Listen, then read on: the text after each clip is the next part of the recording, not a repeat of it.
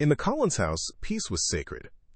No shouting, no chaos, only calm mornings, herbal tea, and Stoic quotes pinned to a fridge like commandments. Dr. Avery Collins believed she'd built her daughter a sanctuary of control. But what if calm wasn't peace? What if it was silence? As Lily grows, her stillness deepens into something hollow. A philosophy meant to heal becomes a cage of emotionless perfection. And when grief strikes, mother and daughter must face the truth. You can't control what you can when the thing you've lost is feeling itself. A story about love, restraint, and the quiet war between strength and connection. This is Stoic in the City, the Stoic lesson. The Collins house was always calm. Too calm. No yelling, no slammed doors, no chaos. Just quiet mornings filled with herbal tea, a ticking clock, and two perfectly controlled people who believed peace was proof of love. Dr. Avery Collins, 39, a high school philosophy teacher, taught her students about Marcus Aurelius and Seneca, but her proudest student wasn't in her classroom. It was her daughter, Lily. At 13, Lily was what every parent said they wanted: mature, disciplined, composed. If she was hurt, she breathed. If she was angry, she journaled. If she was sad, she said it's fine. On the refrigerator, beneath color-coded magnets, hung Avery's favorite quote: "Control what you can, accept what you can't." And beside it, Lily's handwritten note in bright purple marker: "No drama, no problem." Every morning, Avery brewed her coffee while scrolling through her Stoic affirmations. She'd send one to Lily before school. Emotions aren't facts. Remember that.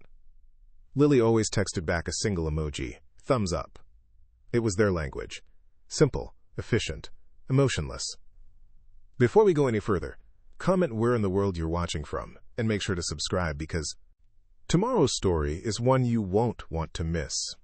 To outsiders, they looked perfect. A single mother and her teenage daughter living in harmony. Neighbors would say things like, "I wish my kid was that calm. She's so polite. You must be doing something right." Avery would smile politely. Lily would too. And then they'd go home, where quiet was king and emotions were guests who'd long stopped visiting. But calm can be deceptive, because underneath the smooth surface of that perfect calm lived something brittle. A silence that wasn't peace, it was distance. A composure that wasn't strength. It was fear of falling apart. Avery had grown up in a house of chaos. A shouting father. A crying mother. Arguments that rattled the windows and her childhood nerves. So when she discovered Stoicism, it felt like salvation. Control, clarity, order. She promised herself her child would never have to hear yelling, never see tears, never feel unsafe. And she kept that promise. Maybe too well. One morning, while packing Lily's lunch, Avery asked casually, "How was Emily's sleepover last night?" Lily shrugged. "She cried about her parents. I told her pain is just a thought." Avery smiled faintly, proud. "That's my girl, so wise." But something in the way Lily said it, flat, detached, almost clinical, made Avery pause. There was no empathy, no softness, no feeling. Avery brushed it off. It's just adolescence, she thought. Kids today talk like podcasts. Still, a small voice whispered in the back of her mind. Or maybe she's becoming too much like me. Later that night, Avery graded papers in her office. Through the wall, she could hear Lily's muffled laughter from a video. She smiled. Then, after a few seconds, silence. Too sudden. Too complete. Avery opened the door. Lily was sitting on her bed, staring at her phone, her face blank. "Everything okay?" Avery asked. "Yeah," Lily said softly. "Just not funny anymore." Avery hesitated, then nodded, as if that explained it. "Well, you know what we say. Control what you can." Lily nodded back automatically. Two soldiers repeating the same creed, too disciplined to feel the wound underneath. The next morning, Avery noticed Lily had drawn something new on the whiteboard above her desk, a minimalist sketch of a mountain. Beneath it, she'd written, "Peace over passion." Avery felt a strange chill. Peace was all she'd ever wanted for her daughter. But looking at that drawing, for the first time she wondered if peace could ever be too quiet. In the Collins house, the narrator's voice returns. Peace wasn't presence. It was absence. Every philosophy, when repeated enough, becomes a religion. And in the Collins house, Stoicism had become scripture. The kitchen was its temple. The refrigerator, its altar. Sticky notes lined the metal door like verses. Control what you can. Pain is just perception. Respond, don't react. And the one that stood at the center, written in Lily's neat block handwriting. No drama. No problem. Avery believed she was teaching her daughter strength, but what she was really teaching her was silence. One morning, Lily spilled her orange juice across her notebook. A normal kid might groan, cry, or at least sigh. Lily froze for 2 seconds, then calmly wiped it with a paper towel. Good reaction, Avery said, smiling. No meltdown. You always say it's just spilled juice, Lily replied, voice flat but polite. Avery didn't notice that there was no emotion, just performance. At school, Lily's reputation matched her mother's pride. Teachers loved her. She's composed, they'd say. She never gets distracted. She's like a little philosopher. Her friends admired her at first. But slowly, admiration turned into distance. One afternoon during lunch, Lily's best friend Emily was crying. Her parents were getting divorced. Mascara smudged, voice trembling, she said, I don't know how to fix it, Lil. I just feel broken. Lily handed her a napkin and said softly, Pain is just a thought. Try not to attach to it. Emily looked at her, stunned. Are you serious right now? I don't need a quote. I need you to feel something. Lily blinked. She didn't understand what Emily wanted. She'd given the right answer. The logical one. The stoic one. But Emily stood, grabbed her tray, and left. The next day, she sat at another table. That night, Lily told Avery about it. Emily was upset. I tried to help, but she got mad. What did you say? I told her pain is a thought. Avery SM, eyelid faintly. Not everyone's ready for wisdom, honey. Lily nodded, but her eyes flickered, confused, hurt. She wasn't sure if she'd been wise or cruel. She only knew she'd been alone at lunch. At home, the mantras multiplied. Avery turned their walls into daily affirmations. Bathroom mirror, emotions aren't facts. Bedroom corkboard, endure, don't indulge. Phone wallpaper, the obstacle is the way. They said it so often it stopped meaning anything. It was no longer advice. It was reflex. Avery would text, Remember, choose calm over chaos. Lily would reply, Always. 2 words that felt more like orders than conversation. Sometimes, when Lily felt a lump in her throat, a rush of something, she would stop herself. At first, she thought she was being strong. Then she realized she couldn't name what she was stopping anymore. Sad? Angry? Afraid? It didn't matter. It was all the same, noise to control. She started writing in her journal not about what she felt, but about what she should feel. Did well, stayed calm, didn't react, didn't cry. She was grading her emotions like homework. In the evenings, Avery would read Marcus Aurelius aloud while Lily did homework. You have power over your mind, not outside events. Exactly, Avery said proudly. We can't let emotions steer us. Lily didn't respond. She just stared at her pencil marks, pressing them deeper until the paper almost tore. The cracks began small. When she got a B on her math test, she told herself, grades are temporary. When a boy teased her at gym class, she whispered, I can't control others. When she missed a shot at basketball, she smiled. Failure builds character. But that night, lying in bed, the calm didn't feel like peace anymore. It felt like a cage she couldn't rattle. One Sunday, Avery found Lily sitting on the porch, staring at the sky. What are you thinking about? She asked. Lily hesitated. Nothing really. I stopped thinking. That's good, Avery said. That's presence. But Lily didn't feel present. She felt hollow. The sky was clear, but she couldn't feel the warmth of the sun. It was like her heart had gone offline. The next day, at school, her English teacher asked everyone to write a paragraph describing how they felt that week. Lily's paper read, efficient, focused, controlled. The teacher wrote one comment in red ink. That's not a feeling, Lily. That night, Avery found the paper crumpled in the trash. She smoothed it out, smiled awkwardly, and placed it on Lily's desk. For the first time, she wasn't sure if her daughter's calmness was strength or surrender. The first sign wasn't dramatic. It was quiet, almost invisible. It began with Lily's eyes. They didn't light up anymore. Not when she talked about art, not when she saw her friends, not even when her favorite song came on in the car. They were steady, focused, too steady, like she was afraid of breaking her own surface. At school, teachers adored her discipline. Lily never disrupts, one said. She's emotionally mature, another added. But her English teacher, Mrs. Ramos, noticed something else. When the class wrote essays about what makes me happy, Lily turned in a structured outline. No adjectives, no emotion, just bullet points. Achieving goals. Staying calm. Avoiding unnecessary drama. Mrs. Ramos circled a single question in red ink. What feels happy to you, Lily? That afternoon, at lunch, Lily sat across from Emily, the same friend she'd comforted before. Emily was crying again, this time because her dad had moved out. Mascara streaked her cheeks. Lily passed her a napkin and said automatically, "Pain is just a thought, don't hold on to it." Emily froze. Then she laughed, a short, painful laugh.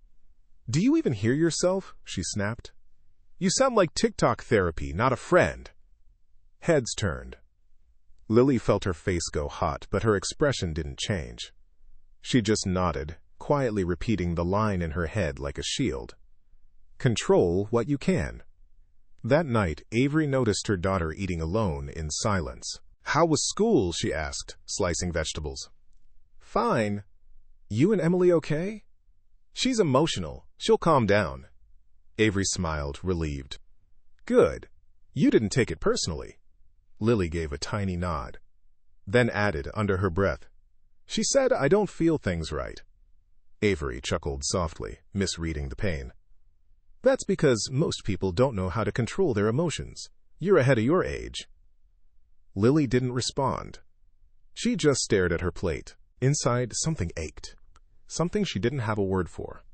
A week later, an email arrived from school. Subject: Request, Parent-Teacher-Counselor Meeting. Avery frowned. Lily hadn't gotten in trouble before. When she arrived, the counselor's office smelled of lavender and whiteboard markers. A bulletin board read, "Feelings are not weakness." Avery sat stiffly across from Mrs. Ramos and the school counselor, Ms. Patel. "Mrs. Collins." "Miss." Patel began gently. "Lily's a bright girl, disciplined, kind, but she struggles to describe emotions, even positive ones." Avery crossed her arms. "She's just reserved. That's not a problem." "It's not about shyness," the counselor said. "It's about emotional language. She uses logic instead of feelings.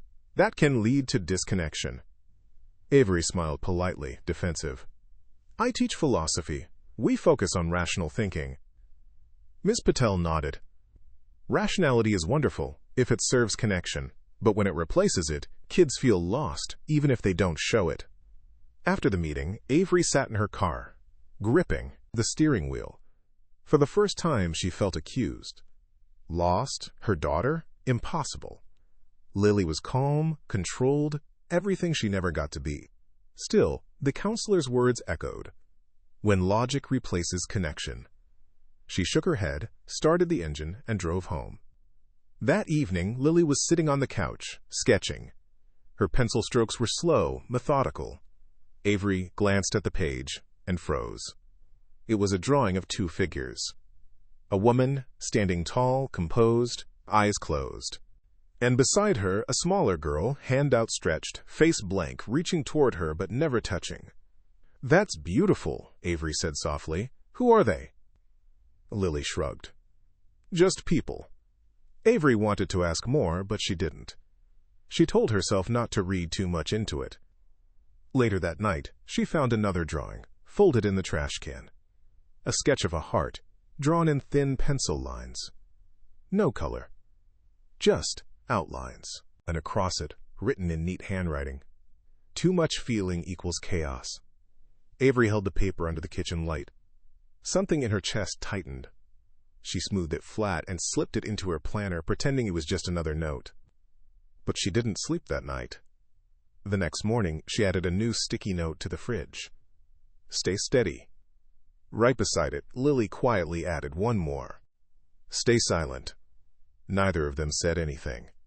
It was supposed to be a quiet Sunday, but grief has a way of breaking even the calmest households. Avery's mother had passed away after a long illness. The funeral was small. Family, a few close friends, the church choir her mother once sang in. Everyone was dressed in soft colors, the air thick with flowers and memory. Lily stood beside her mother, hands folded neatly, eyes fixed forward. No tears, no trembling, just stillness. People around them wept softly. An ant sniffled into a tissue. A man wiped his eyes as the choir sang Amazing Grace. Avery reached for Lily's hand, but the girl's fingers were cold, unmoving. You okay, honey? Avery whispered. Lily nodded once.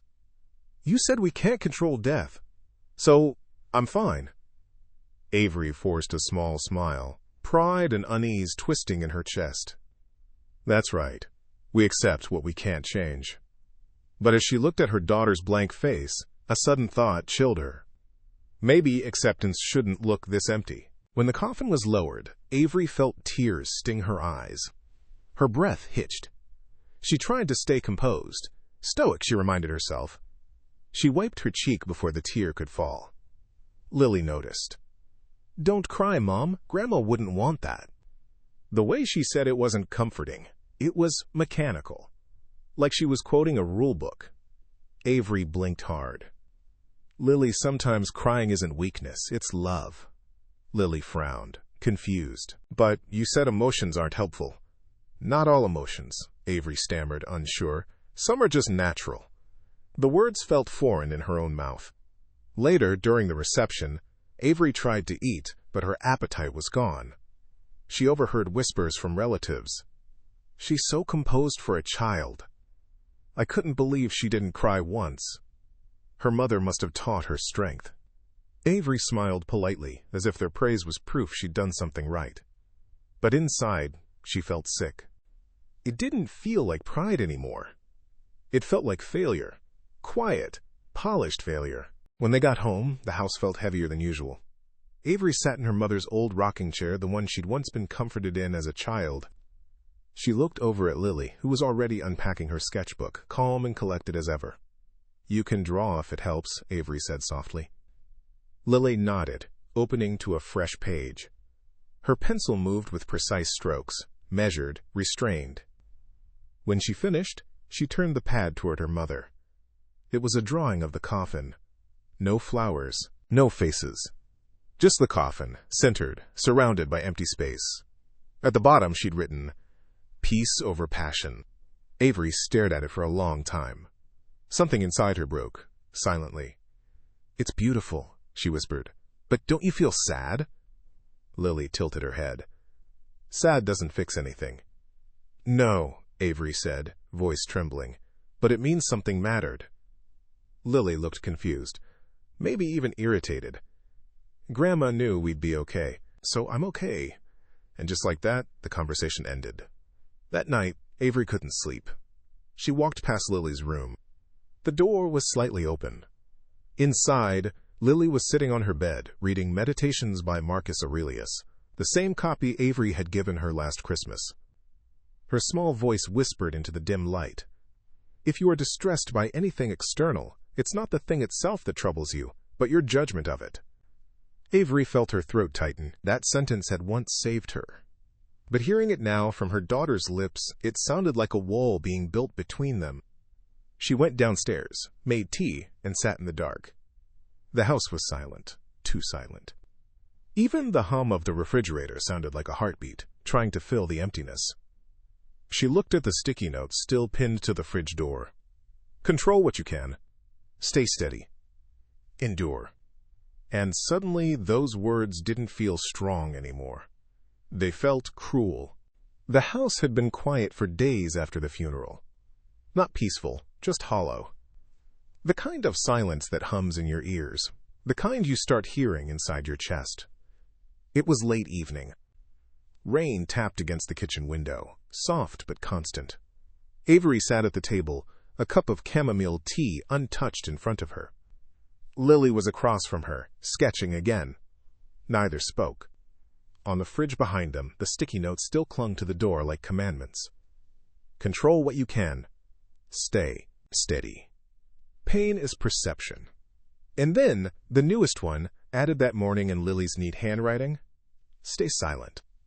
Avery's eyes drifted to it again and again. It was supposed to be just a mantra, but tonight it felt like a verdict. Lily, Avery began softly. About the funeral, I noticed you didn't cry, and that's okay, but... Lily didn't look up. You always said crying doesn't help. I know, Avery said, swallowing, but maybe I was wrong. Lily's pencil stopped. She looked up, confused. Wrong? You said emotions make things worse. I said emotions can cloud judgment. I never meant we shouldn't feel them. That's not what you taught me, Lily said flatly. Her voice wasn't angry, just final, like a door closing. Avery took a slow breath. Sweetheart, I was just trying to help you handle life better than I did. Lily's expression flickered, just for a second. Then she put her pencil down. You taught me how to handle life, but not how to live it. Avery froze. What do you mean? Lily looked down at her drawing. 2 figures again, this time further apart. You taught me endurance, not connection. You said calm keeps us safe, but it just made us quiet. The word quiet trembled in the air like glass. Emily stopped talking to me, Lily continued. She said I don't care, but I do. I just don't know how to show it. Oh, Lily. Avery reached across the table. Lily flinched, not away exactly, but uncertainly, like someone who hadn't been touched in a long time. Avery pulled her hand back, guilt spreading like ink in water. I thought if I gave you calm I'd protect you, she whispered. I didn't want you to grow up in chaos. You didn't give me calm, Lily said, her voice breaking for the first time. You gave me quiet. There's a difference. Avery blinked. Tears welled up, hot and sudden. She tried to hide them. Old habits die hard, but Lily saw. And for the first time in years, Avery didn't look away. I'm sorry, she said, the words catching in her throat. I didn't realize I was teaching you to be strong against me. Lily stared at her, unsure what to do with this version of her mother, the one who looked small, human, and fragile. You're crying, Lily said softly. Yes, Avery whispered, almost relieved. And that's okay. They sat there, the rain filling the space between words. For the first time, silence didn't feel like distance. It felt like waiting, like the air before something true begins. Lily looked back down at her drawing. With slow, careful strokes, she sketched a faint line connecting the 2 figures. A bridge. Avery watched, eyes glistening. What's that? Connection, Lily said simply. You said I should name things. And how does it feel? Avery asked gently. Lily hesitated, then whispered. Scary, but warm.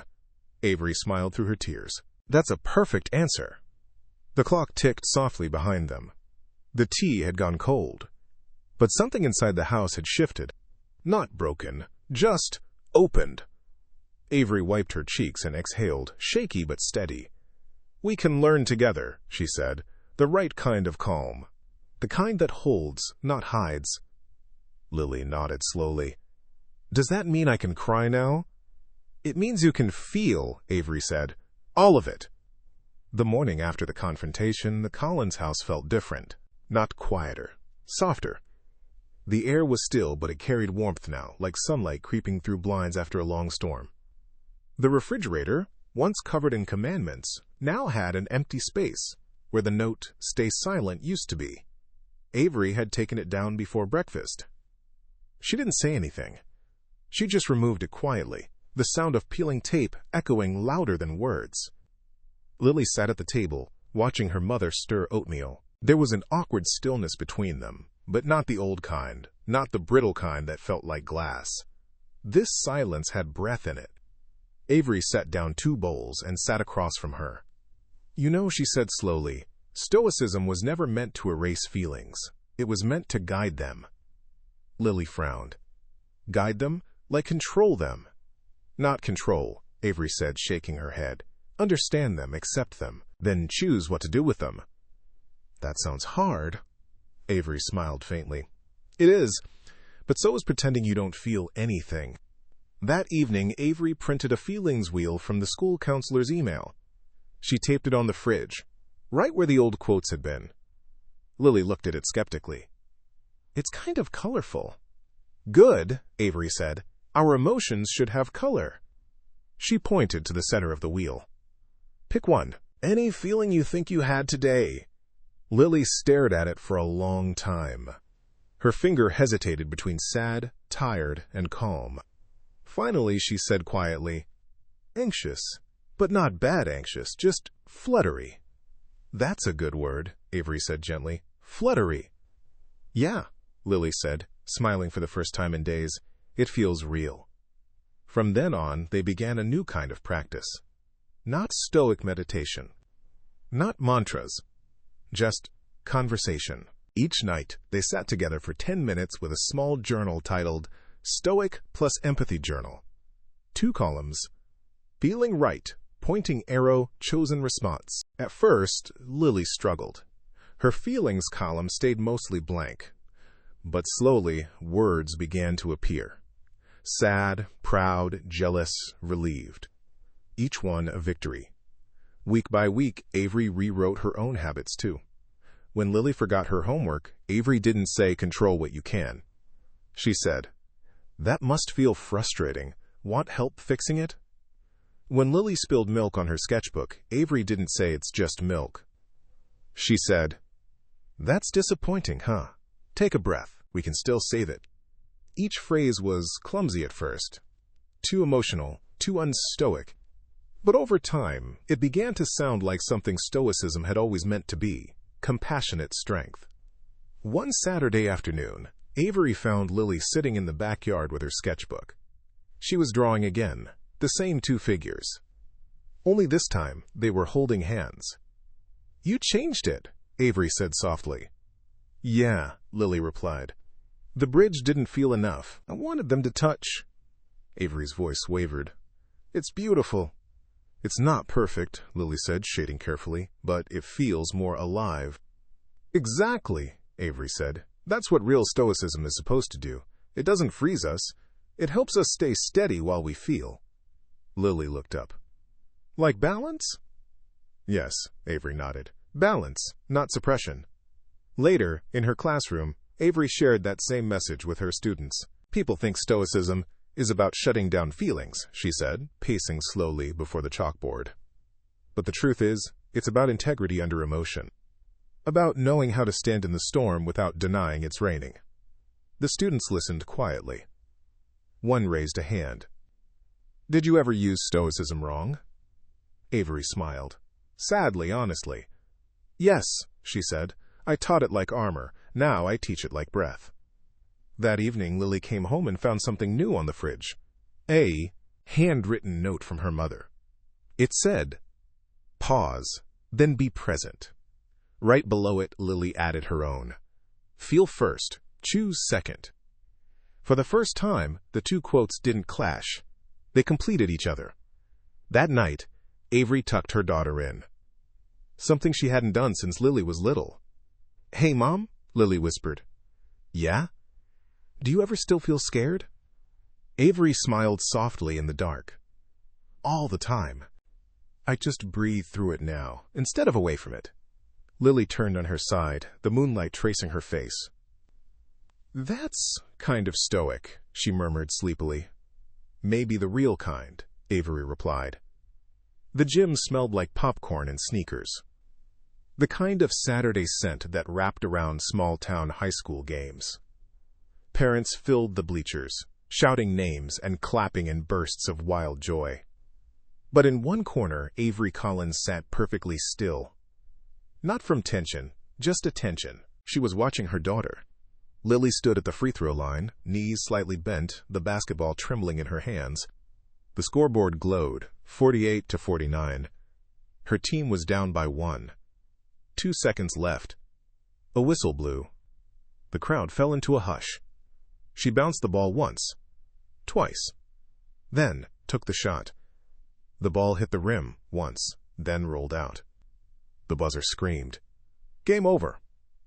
The crowd groaned. Her teammates patted her shoulder, and for the first time Lily didn't swallow the feeling rising in her throat.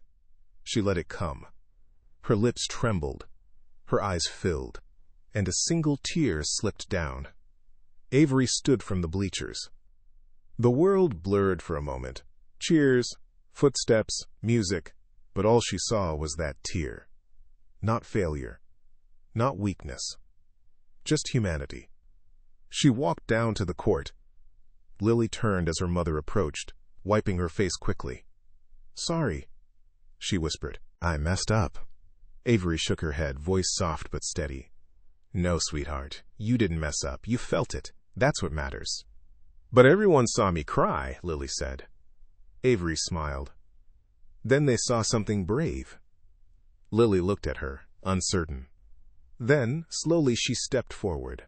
And for the first time in a long time, she hugged her mother. Not politely, not carefully, but tightly. Avery froze, then wrapped her arms around her daughter. The crowd noise faded.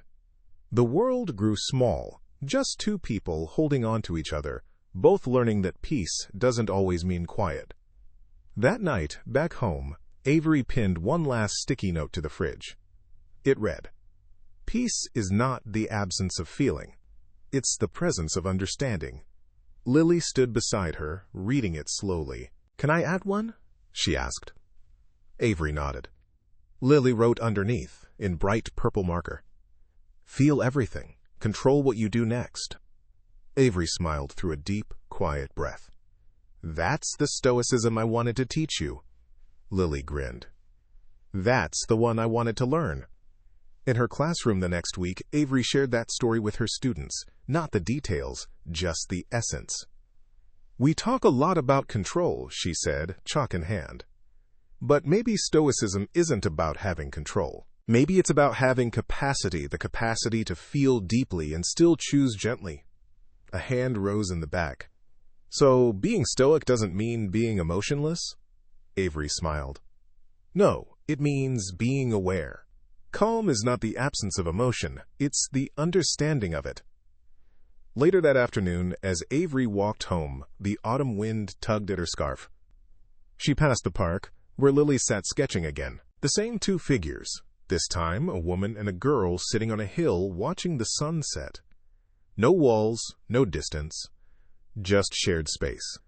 Avery stood behind her quietly. "You added color," she said. "Yeah," Lily replied, eyes still on the drawing. "Grandma's favorite color, sunset orange." "It's beautiful." Lily smiled. "Thanks. I didn't think I'd ever like orange. It's messy." "That's what makes it alive," Avery said. As the sun sank, the orange light spilled over both of them, soft and warm. And for the first time, Avery didn't try to hold it in. She let the warmth fill her chest, her eyes sting, her breath deepen. She realized that Stoicism wasn't about silencing life's color. It was about standing steady while it painted you. In today's world, we celebrate calmness, being unbothered, detached, in control. But sometimes, that calm is just a disguise. Avery Collins believed Stoicism was the key to raising a strong daughter. She wasn't wrong. She just forgot that Stoicism without empathy becomes emptiness. Her story is a reminder for all of us. Discipline means nothing if it disconnects us from the people we love. We often hear, "Don't let emotions control you." But real strength isn't about ignoring emotion. It's about understanding it. To pause, breathe, and respond with care. That's what Stoicism truly means. In every family, there's a risk of confusing peace with silence. We teach children to behave, to endure, to be strong. but we forget to teach them how to name their sadness, how to comfort others, and how to say, "I feel." The greatest lesson Avery and Lily learned was simple. You don't need to choose between calm and connection. True Stoicism is both. It's feeling deeply and choosing wisely. It's saying, "I can be steady without being cold."